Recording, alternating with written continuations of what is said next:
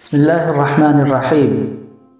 دوستو، ایک شاعر نے کہا ہے کہ کم من صرخۃ فی الظلام خافتۃ، کم من صرخۃ فی الظلام خافتۃ، کتنی ہی چیخیں اندھیروں میں دب جاتی ہیں، لا اذن تسمعها ولا عین راعیۃ، نہ کوئی کان انہیں سنتا ہے اور نہ کوئی آنکھ ان پر نگاہ رکھتی ہے۔ یہ شعر اصل میں ان دبے ہوئے طبقوں کی حالت کو بیان کرتا ہے جن کی نہ تو آوازیں سنی جاتی ہیں اور نہ ان پر کوئی توجہ دی جاتی ہے۔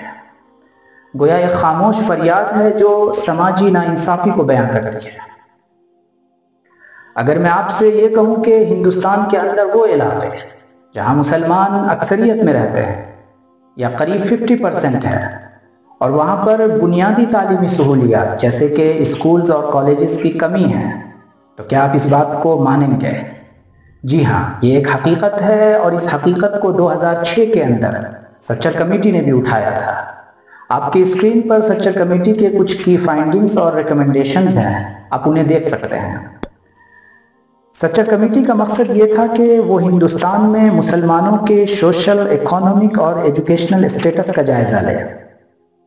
جب اس نے رپورٹ سبمٹ کی تو کہا کہ مسلم کمیونٹی ہندوستان کے اندر سب سے زیادہ پسماندہ طبقہ ہے، یعنی one of the most backward community in India. مسلمان ہندوستانی آبادی کا لگ بھگ 14% ہے، لیکن بیوروکریسی میں مسلمانوں کی نمائندگی صرف 2.5% ہے۔ جب اس نے ایجوکیشنل ڈسپیرٹیز کی بات کی، یعنی تعلیمی تفاوت کی، شکشا میں سمانتا کی، تو کہا کہ مسلم لٹریسی ریٹ SC اور ST یعنی شیڈیول کاسٹ اور شیڈیول ٹرائب سے بھی کم ہے۔ صرف 4% مسلمان جو 20 سال یا اس سے زیادہ عمر کے ہیں وہ گریجویٹ یا ڈپلومہ ہولڈر ہیں۔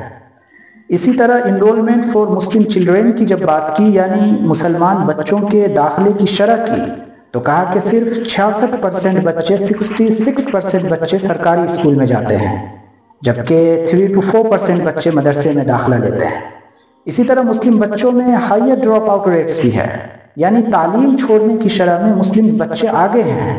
امپلائمنٹ اینڈ ریپریزنٹیشن کی بات کی تو کہا کہ صرف 3% مسلم انڈین ایڈمنسٹریٹو سروسز میں ہیں، جبکہ 4% انڈین پولیس سروسز میں ہیں۔ اسی طرح گورنمنٹ جاب اور الیکٹڈ باڈیز کے اندر مسلمانوں کا ریپریزنٹیشن انیڈیکویٹ ہے، ناکافی ہے۔ اسی طرح وہ ایریاز جہاں مسلمان میجورٹی میں ہیں، اسکولز اور کالجز کی کمی ہے۔ لگ بھگ 1/3 چھوٹے گاؤں جہاں مسلم اکثریتی آبادی ہے، وہاں تعلیمی انسٹیٹیوشنز نہیں ہیں، اور اگر ہیں تو انفراسٹرکچر صحیح نہیں ہے۔ بہت سے مسلم اکثریت والے گاؤں میں میڈیکل فیسلٹیز کی کمی ہے۔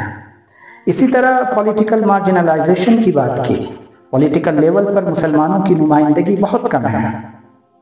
یہ سارے فیکٹرز مسلمانوں کے سوشل، اکنامک اور ایجوکیشنل ڈیولپمنٹ کے اسٹیٹس کو روک رہی ہے۔ اس لیے حکومت کی یہ ذمہ داری ہے کہ وہ ایسی ایفیکٹو پالیسیز بنائے جو ان ساری ڈسپیرٹیز کو ختم کرے تاکہ مسلم کمیونٹی کو بڑھاوا مل سکے۔ جیسا کہ سچر کمیٹی نے کہا کہ وہ علاقے جہاں مسلمز میجورٹی میں ہیں وہاں پر اسکولز اور کالجز کی کمی ہے۔ مثلاً اگر آپ بہار میں کشن گنج کی بات کریں تو کشن گنج کے اندر مسلمانوں کی آبادی لگ بھگ 67.6% ہے، آپ اسکرین پر دیکھ سکتے ہیں۔ UP کے اندر رامپور میں 50.6% ہے، جبکہ کرناٹکا کے بھٹکل میں 70.2% ہے۔ یہ کچھ مثالیں ہیں۔ اگر آپ ان کا کمپیریزن کریں نان مسلم میجورٹی ڈسٹرکٹ سے، جیسے کہ بہار میں نالندہ سے، UP میں میرٹھ اور وارانسی سے، اور اسی طرح کرناٹکا میں اڈوپی سے، تو آپ کو ایک واضح کنٹراسٹ نظر آئے گا۔ مسلمز اکثریتی علاقے میں اسکولز اور کالجز کی کمی ہے اور انفراسٹرکچر بھی ویک ہے۔ لٹریسی ریٹ کمپیریٹیولی کم ہے۔ مثلاً کشن گنج میں دیکھیں تو 57.04% ہے، UP کے رامپور میں 53.34 ہے۔ اس کے برخلاف نان مسلم میجورٹی علاقے میں جیسے کہ بہار کے نالندہ میں 66.04% ہے، جبکہ UP کے میرٹھ میں 72.84% ہے، اور اسی طرح کرناٹکا کے اڈوپی میں 86.24% ہے، اور اسی طرح وہاں ایجوکیشنل فیسلٹیز بھی زیادہ ہیں۔ خیر، سچر کمیٹی کے رپورٹ کے بعد اب ہم 2024 میں ہیں۔ لگ بھگ ایک لمبا زمانہ 18 سال کا گزرا ہے۔ اس بیچ کیا کچھ بدلا؟ اگر آپ ان چیزوں کو جاننا چاہتے ہیں تو میری دوسرے نمبر کی video Muslim education system in India کو آپ ضرور دیکھیں۔ اس ویڈیو کے اندر میں نے وہ سارے اہم سیکٹرز کا ذکر کیا ہے جو کسی بھی ملک و قوم کی ترقی کے لیے ضروری ہے، اور پھر ان اہم اور کروشل سیکٹرز میں مسلمانوں کے ریپرزنٹیشن کو دکھایا گیا ہے۔ لیکن یہاں پر ایک سوال ہے کہ کیا صرف سرکاروں کو ذمہ دار ٹھہرانا درست ہے؟ نہیں، یہ بات اس لیے کہی جا رہی ہے کیونکہ وہ علاقے جہاں اسکولز اور کالجز ہیں، ٹھیک ہے ایک ایڈیکویٹ مقدار میں نہیں ہے، ایک مناسب تعداد میں نہیں ہے، لیکن اگر اسکولز اور کالجز ہیں اور مسلمز بچے پھر بھی ان اسکولز اور کالجز میں نہیں جا رہے ہیں، کیونکہ اگر آپ اسکرین دیکھیں تو آپ کو ایک رپورٹ کارڈ اور چارٹ دکھ رہا ہوگا جس میں آپ دیکھ سکتے ہیں کہ مسلم بچوں کا پرائمری ایجوکیشن میں جو انرولمنٹ ہے یعنی ان کا داخلہ ہے وہ 15.6% ہے، لیکن بچہ جو ہی 9th اور 10th میں جاتا ہے یہ پرسنٹیج گھٹ کر 12.6 پر آ جاتا ہے۔ اسی طرح 11th اور 12th میں 10.8 پر، اور پھر گریجویشن میں 5.23 پر، جبکہ پوسٹ گریجویشن میں 7.30 اور پی ایچ ڈی میں گھٹ کر یہ 2.88 پر آ جاتا ہے۔ اب اس کی وجہ جو کچھ بھی ہو، مثلا یہ کہا جاتا ہے کہ مسلم بچے سوشل اکانومک کنڈیشن کی وجہ سے آگے نہیں پڑھ پاتے، یا اسی طرح ڈسکریمنیشن اینڈ مارجنلائزیشن کو وجہ مانی جاتی ہے، یعنی امتیازی سلوک اور کسی کمیونٹی کو حاشیے پر رکھنا۔ اگر ان وجوہات کو آپ بنیاد مان کر سرکاروں کو ذمہ دار ٹھہراتے ہیں تو کہیں نہ کہیں آپ درست ہیں، کیونکہ سرکاروں کا یہ کام ہے کہ وہ اپنے شہریوں کو کوالٹی آف ایجوکیشن پرووائڈ کرا دیں اور اسی طرح ان کی سوشل اور اکانومک کنڈیشن کو بہتر بنائیں۔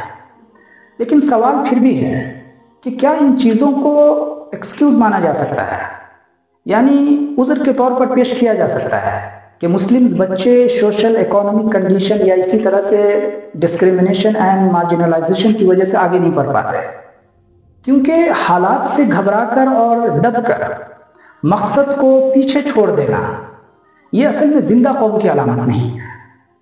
اور پھر ہمارا تو ایمان ہے کہ وَتِلْكَ الْأَيَّامُ نُدَاوِلُهَا بَيْنَ النَّاسِ، کہ یہ تو آتے جاتے دن ہیں جنہیں ہم لوگوں کے درمیان باری باری بدلتے رہتے ہیں، کبھی آپ ہار رہے ہیں، کبھی وہ جیت رہا ہے، کبھی آپ خوش ہیں، کبھی آپ پریشان ہیں، یہ تو زندگی کے ساتھ لگا رہتا ہے۔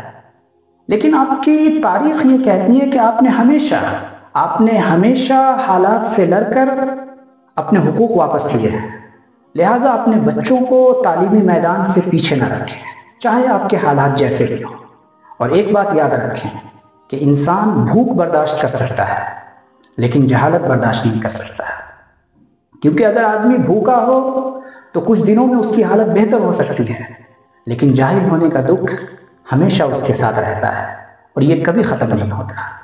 اس لیے اپنے بچوں کو تعلیمی میدان میں ضرور آگے لائیں، اپنا بہت خیال رکھیں اور علم دین کو ضرور پھیلائیں۔